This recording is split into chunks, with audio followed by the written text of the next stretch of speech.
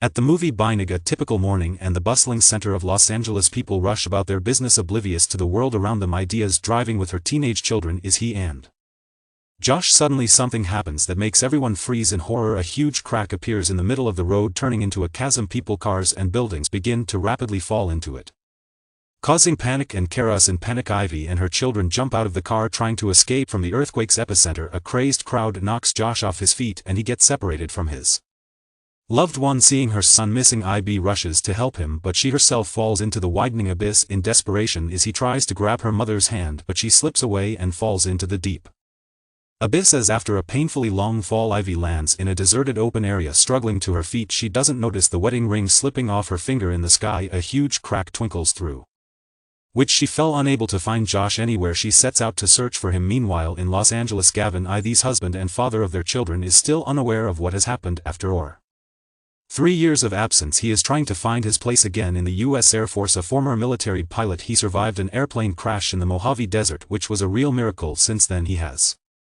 been haunted by mysterious visions of a strange place which have had a serious impact on his psyche. Gavin started drinking, causing difficulties in family life. Nevertheless, he added to gather his strength for the sake of his family's well-being. Gavin conversation with the military leadership is interrupted by an emergency news broadcast about an earthquake in the middle of Los Angeles.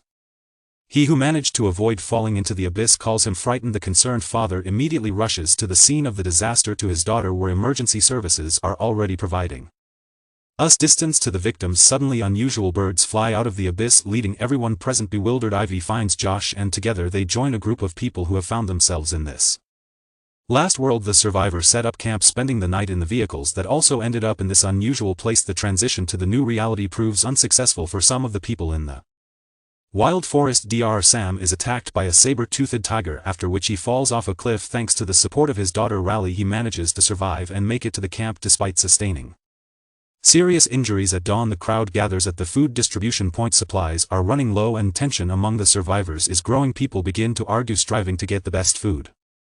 Suddenly the appearance of a giant sloth emerging from the forest interrupts the general quarrel. In panic, people seek shelter and freeze in anticipation of what will happen next. The sloths quickly resolve the food dilemma. Having consumed all the supplies, it retreats back into the forest. An anthropologist named Scott enthusiastically informs the crowd that they have encountered a representative of ancient North rock and fauna. However, the most incredible thing is that this species became extinct over 10,000 years ago. Scott concludes that they have all fallen into a temporal vortex and ended up in ancient land. Meanwhile, in Los Angeles, authorities begin developing a search and rescue operation for the missing people. Gavin shares information that the terrain he has seen in his visions for many years he claims that the crater formed in the center of Los Angeles leads precisely there. Despite his willingness to act as a volunteer, the military command is hesitant to entrust him with the mission due to his issues with alcohol to carry out the critically important mission. Military pilot Levy is urgently someone from Germany. Levy is a close friend of Gavin family. The night before meeting Gavin, Lovhay recalls their last argument. At that time he advised Gavin to abandon his visions, warning that otherwise you risk losing his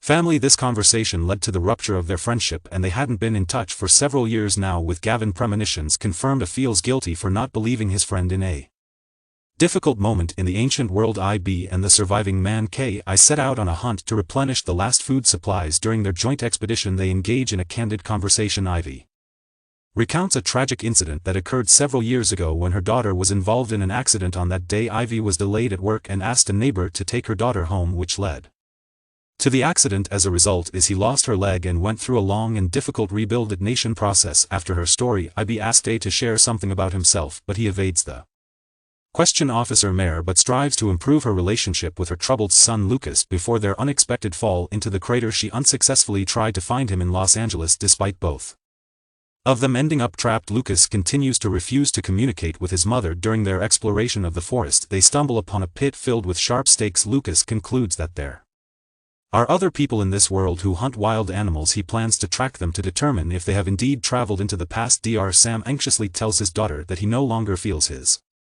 legs after falling off the cliff. He explains that excess fluid is putting pressure on his spinal cord, putting him at risk of losing the ability to move permanently. Riley, who has recently completed medical training, find herself needing to perform an urgent operation to remove the fluid. Despite her fears and uncertainty, she realizes that this is the only way to save her father. Ivy and T. hunting rabbits when they are suddenly caught off guard by a giant bear in an attempt to escape the enraged predator. They find refuge in the nearest cave, however the relief quickly turns to despair. When the entrance becomes blocked due to a collapse, venturing deeper into the cave they encounter Lucas America, who have come here in search of ancient people. With no other choice, the group decides to carefully explore the cave in hopes of finding another way out. Riley turns to Josh and Scott for help in finding painkillers so she can perform surgery and her father. Together they decide to search nearby vehicles in hopes of finding the necessary medication. Scott demonstrates an unconventional approach to the task, discovering several packages of heroin in one of the cars. Considering that the drug could alleviate pain, Dr. Sam, despite the risks, asks his daughter to use it in small doses for anesthesia during the operation. Following his visions in the present time, Gavin discovers the place where his wife lost her ring. He provides the rescue team with a detailed description of a route through the ancient lands, which will help locate the missing. After he flies into the temporal vortex under the influence of drugs, Sam becomes significantly relaxed and his speech becomes disjointed. In this state he begins to instruct Riley on how to perform the surgery. However, at the climax of his narrative he falls asleep, leaving the teenagers to face the difficulties alone. Meanwhile, deep within the cave the group encounters a dead end. The only thing they manage to find is a pool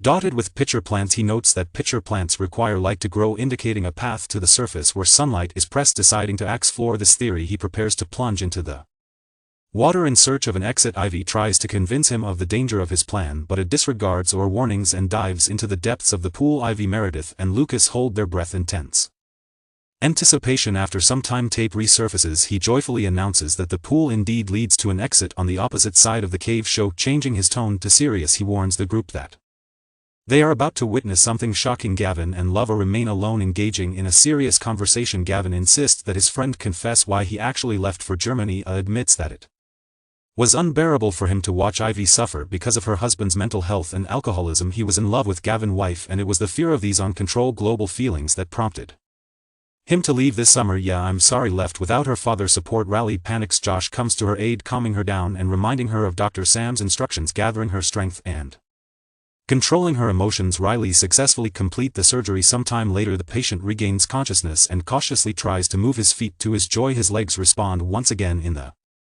cave the company horrifically discovers the skeleton in a California college uniform nearby on the wall, or tally marks indicating that the unfortunate person spent several years in this world. This grim discovery instills happiness and despair as the prospect of escaping the temporal trap seems increasingly elusive. Emerging from the cave, the company discovers edible mushrooms on that trees and brings them back to camp. They decide to keep what they saw from the other survivors to avoid depriving them of hope before embarking on the dangerous mission. Gavin hands of Ai's wedding ring, lost by her at the moment of the fall. Despite his hurt over his best friend's betrayal, Gavin pleads with Levy to do everything possible to bring his family back home. He decides to confess the whole truth about himself. He has been diagnosed with a brain tumor, and before falling into the abyss he planned to end his life. However, now he intends to escape the trap and rebuild his relationship with his family, so he asks Ivy to keep the gun with her. In response, Ivy confesses that on the day of her daughter's accident she didn't stay late at work as she told her family. She spent the evening with Levy, and since then she has been plagued by guilt. Hay convinces Ivy to forgive herself and give herself a chance at a new life. Piloting the plane, Lova descends into the depths of the vortex. Suddenly the aircraft's engine fails and communication with the command center is lost. These unexpected problems lead him to make an emergency landing in uncharted territories of the ancient world. Using his parachute, Lova lands safely hanging from the branches of an ancient tree. Witnessing the plane crash, the camp inhabitants decide to take action. At dawn, a group of 5 volunteers, Ivy, Josh, Lucas, Scott and Riley, gather, determined to head to the crash site. Before setting out, Lucas retrieves a pistol from his car. Scott is horrified to realize that it's the same pistol he recently stole. Heroin from the problem is compounded by the fact that Scott, under the influence of marijuana, hit the drug packs in the woods and now can't remember their exact location. During their journey, the group discovers a parachute tangled in tree branches. In the next moment, Levy emerges from the forest. Josh and Ivy run joyfully to meet him. Lova explains that he was sent by the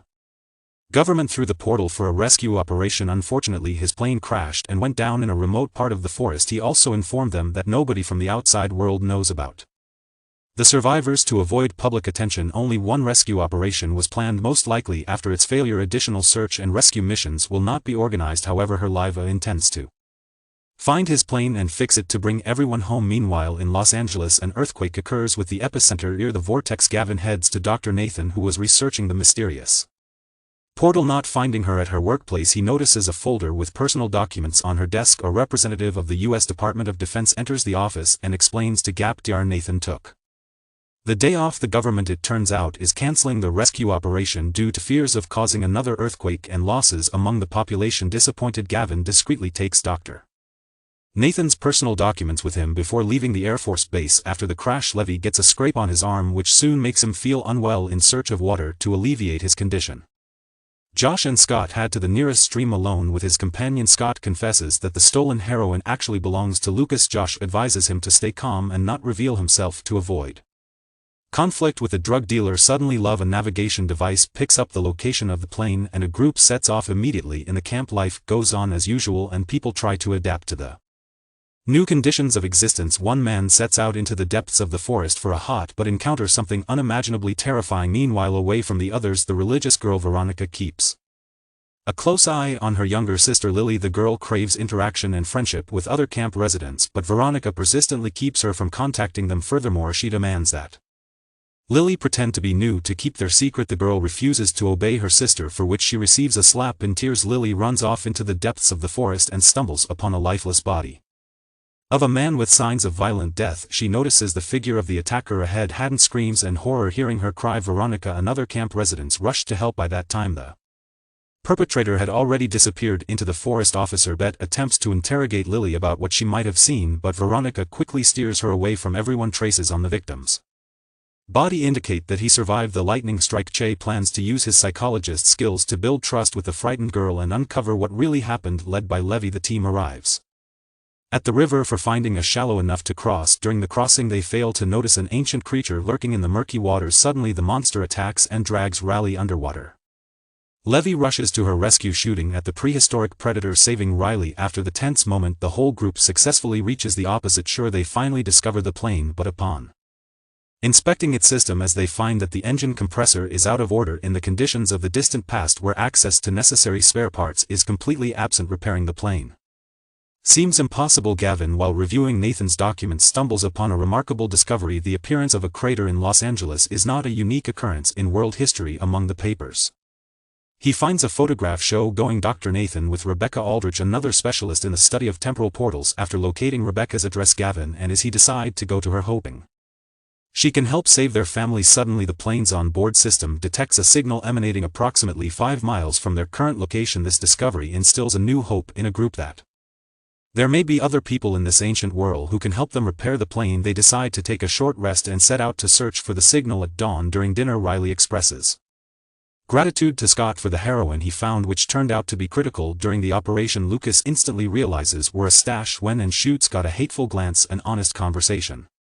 ensues between she admits that being separated from her has been hard for her. She parted ways with her husband because she was overwhelmed by his obsessive state. Levy tells her that the visions tormenting Gavin for years were actually flashes from this forgotten world. The only reason there is a rescue mission is because Gamon's on it. You are live down here. Love returns the engagement ring which his friend saw his visions and dug up from the ground at dawn. As they move toward the signal source, Eve is overcome with guilt. She wants to return home as soon as possible and ask her husband for forgiveness. During their conversation, Lova struggles to admit that Gavin knows about their secret relationship. This news intensifies Eve's feelings of guilt. Suddenly, the group stops, discovering a settlement. Scott is astonished to note that such construction sucks the capabilities of people from that time, considering that the signal is coming from there. The group decides to meet the unknown face to face. Gavin and he arrive at Rebecca's ranch and find Dr. Nathan there. They persistently ask the scientists to disclose information about the existence of other temporal portals. Rebecca explains that the key to the puzzle lies in the La Brea tar pits. Although the government refused to resume rescue operations, the scientists have devised an alternative plan to enter the pit. They show Gavin and the plane, an exact replica of the one Lova flew off, and Rebecca recounts a rescue operation in the Mojave where a similar crater appeared several years ago. Before the rescue team could descend inside, the portal unexpectedly closed. This incident forced Rebecca to go into hiding and take refuge from the authorities on a ranch. She assures Gavin that their plane is capable of successfully flying through the La Brea tar pits portal without causing an earthquake. However, for the plan to succeed, Gavin needs to take on the role of the pilot. Meanwhile, T has been trying to befriend Lily. Finally, despite Veronica disapproval, the girl decides to speak up. She feels that the attack was carried out by an old man with a mark on his back, but Veronica interrupts her and forcibly takes her away. Meanwhile, from behind the trees, that very old man with a red imprint on, as close as watching them when Lovey's a group, enters the settlement. It appears abandoned to them. They decide to split into pairs to explore the territory and find whoever sent them the signal. Lucas takes Scott with him. Josh goes with Riley and he stays with Levy. Hay tells everyone in the camp about the mysterious old man who attacked one of them. People start getting nervous and fear for their lives. Day and Marabad suspect that Lily knows more than she's saying. Dr. Sam suggests organizing a softball game to help the girl relax and open up. Even Love and notice a handprint on the wall of one of the houses as they enter inside and discover the body of a man. Everything looks as if he became a victim of some ritual. Love checks the man's pockets and finds a photograph with his colleagues. He confesses to Give that his mission here is not only to rescue people from Los Angeles. He was also sent to find this man and 7 other members of the rescue team who went missing during a mission in the Mojave. Love finds a long-range radio with solar batteries and takes it. He sees a smoldering fire in the house and realizes that someone has been here recently. She wants to gather everyone and leave the settlement before its inhabitants return. As he tries to dissuade her father from flying into the portal, afraid of being left all alone, Gavin is determined and convinces his daughter that it's the only way to bring back their loved ones. Dr. Nathan plans to return to the military base to manually disable the radar that tracks activity in the portal. The scientist pursues her own interests. Her fiancée Diana disappeared in the Mojave portal and she is determined to. Her Josh and Riley discover a secret passage in one of the houses and decide to explore ere it leads descending the stairs. They reach another exit but they can't return. The door closes behind them. Left alone with Scott, Lucas attacks him, accusing him of the heroine's disappearance. Suddenly an unknown assailant attacks the drug dealer from behind, beginning to choke him. Lucas shouts it's got to pick up the fallen gun and shoot the attacker, but Scott, paralyzed with fear. Another man appears in the house aiming a weapon at the anthropologist. Don't move, he speaks English, and it's entirely unexpected. Even Love find an observation point on a tree and climb up to it to locate the rest of their team from the height. They see Josh and Riley stuck below. The situation becomes critical when a group of aggressively inclined people approaches the settlement. A horn sounds and the warriors begin to attack the unwelcome guests, forcing them to flee. Riley and Josh hide behind rocks outside the settlement, but their pursuers catch up to them. Then a horn sounds, causing the pursuers to retreat, seeking shelter. Even Love burst into a house and find children inside. The warriors follow them and it seems they will catch up soon. Love gestures for the children to remain silent as they hide deep inside the house. After a while a blonde-haired boy approaches the fugitives and informs them that their pursuers have retreated. He tells them that his grandfather calls them people from the sky and asks if they plan to take over their village. Levy and even assure the boy that their goal is only to find a way out and save their friends and family. They ask him to help them find another way out of the settlement. Lucas and Scott are tied up and placed in the house next to the man's body. At first they argue and blame each other, but then they decide to work together to escape. Scott crawls to Lucas, takes his lighter and ignite his own ropes. When he frees himself he hesitates for a moment about whether to untie Lucas. However, he realizes he needs his help to survive. After freeing Lucas he punches Scott for his hesitation. Josh decides to sneak over the wall to rescue his mom and others. At first Riley hesitates, not wanting to participate, but seeing disappointment in Josh's eyes she agrees to help. She plays music on her phone, attracting the attention of the gate guards. Taking advantage of the distraction, the teens infiltrate the settlement where they encounter Lucas and Scott. The boy leads even an A to a hidden passage in the wall through which they can escape outside. The rest of the group catches up with them, but just as they are about to flee they are surrounded by the boy's grandfather and the settlement warriors. The old man aims of both the fugitives, but a mysterious woman orders him to lower his weapon. The company successfully leaves the strange village and returns to their camp. Arriving at the military base, Nathan encounters a representative of leadership. The man anticipates Nathan's plans to disable the radar and intends to for her. Meanwhile, Rebecca convinces Gavin to prepare for the flight despite everything, warning him that he has critically little time left to save his family. In the evening after the softball game, Teach tries once again to talk to Lily. At first she resists the conversation, but thanks to Take Care she finally opened up. The girl reveals that Veronica is not actually her sister. Cheerfully Lily confesses that a year ago Veronica and her father Aaron abducted her and held hostage. Hearing their conversation, the religious girl decides to run away. Rebecca brings Gavin and Easy to the excavation site. She explains that 10,000 years ago people settled here who fell into the library, a tar pits. She shows them a letter from Eve which they found in a glass bottle during the excavations. In the letter Eve apologizes to Gavin for her actions and asked him to find a way to bring her and Josh home. In the end she informs them that the pit is gradually closing and their hope for rescue is fading. Tantamount for the line will be gone, wanna save them, you can have to take a risk. Do you think Gavin will be able to save his family? Thanks for watching this, please subscribe this channel.